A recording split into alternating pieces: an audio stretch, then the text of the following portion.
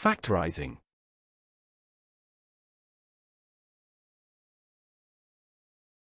In this math tutorial, you will learn 1. What is factorising? 2. What is the relationship between factorising and expanding? 3. What do all terms of an algebraic expression have in common if the expression can be factorised?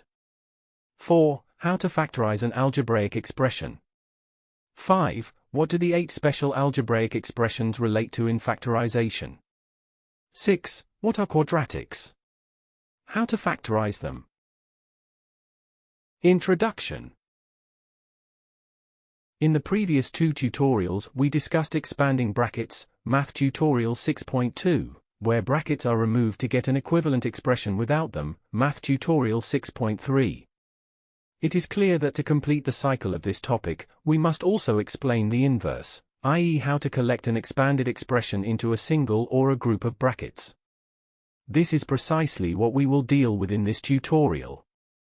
That is all for Introduction to Factorising. To start this tutorial, please watch the first lesson 6.4.1. What does factorising mean?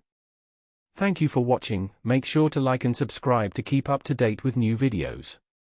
For more information, calculators, and tutorials, please visit www.icalculator.info.